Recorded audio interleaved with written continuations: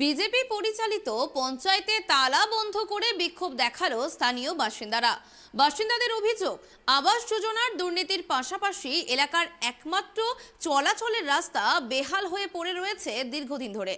একাধিকবার জানানোর পরেও কোনো সুরাহা না হওয়ায় পঞ্চায়েত অফিসে তালা বন্ধ ও পথ অবরোধ করে বিক্ষোভ দেখান স্থানীয়রা।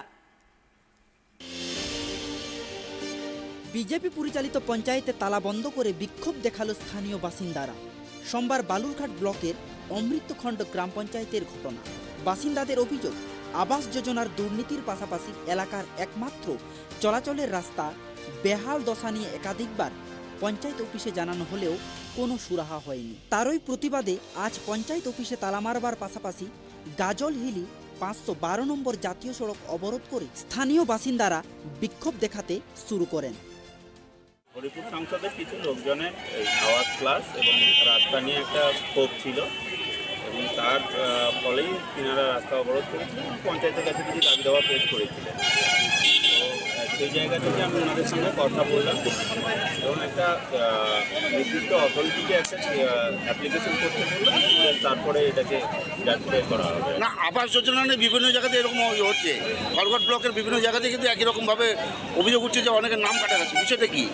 তো তার জন্য তো আমাদের কমপ্লেন বক্স 24/7 খোলা আছে। যদি কোনো মানুষ মনে করেন যে তাদের নাম অনিষ্টভাবে বাদ দেওয়া হয়ে গেছে, তাহলে যে কোনো সময় গিয়ে অ্যাপ্লিকেশন করতে পারেন।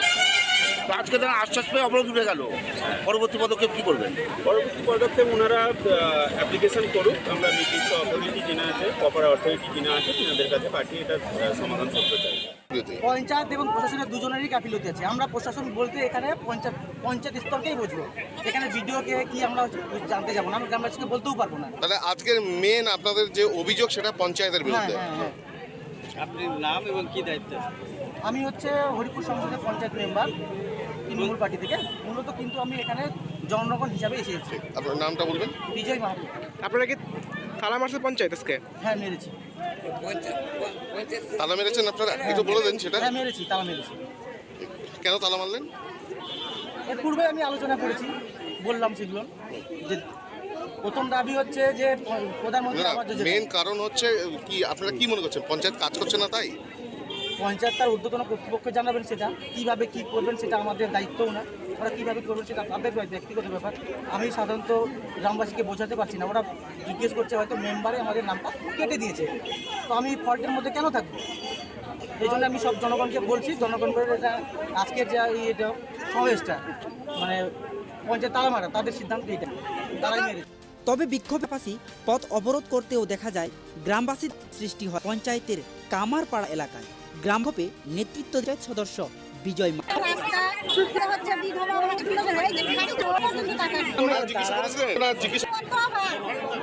কি বলছে ওরা?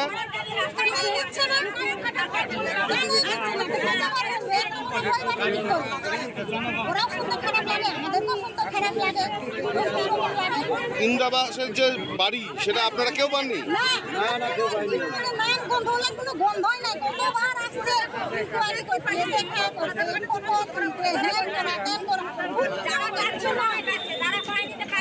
কিছুই নয়। মেম্বারকে বলেছেন? মেম্বার তো আমার গ্রামের পাশে, আমার ভাইয়ের ছেলে, উনিও জানে। না বললে কি করবে? মেম্বার কোথায় দৌড়াবে? কোন দিকে দৌড়াবে? শহরে চারিদিকে দৌড়াদৌড়ি করে বেড়াচ্ছে। না হলে তো দিবে না, জান দিবে। বাসিন্দাদের অভিযোগ, তারা 100 দিনের কাজের টাকা, সরকারি আবাস যোজনা থেকে বঞ্চিত। ব্লক অফিসের লোকেরা বাড়ি বাড়ি গিয়ে সার্ভে করেও আবাস যোজনার তালিকায় নাম না থাকা। তারই প্রতিবাদে এদিন বিক্ষোভ দেখাতে শুরু করেন গ্রামবাসীরা। এলাকায় এটা তো সম্পূর্ণ বিডিওর কারসাজিতে হয়েছে, যেভাবে সার্ভে হয়েছে আমরা জানি না, কার লিস্ট আমাদের হাতে এখনও লিস্ট করেনি। সেই হিসাবে সার্ভে হয়েছে, সার্ভে হিসাবে অনেক জায়গার নাম কাটা পড়ছে, আমরা নিজেরাও জানি। তো সেই হিসাবে জনগণ আসছে, সাধারণ জনগণ ঘর পাক আমরা সবসময় চাই, কিন্তু প্রকৃত নাম কাদের আছে, কাদের সার্ভে হলো, আমাদেরকে এই জিনিসটা এখনও বিডিও জানানো হলো।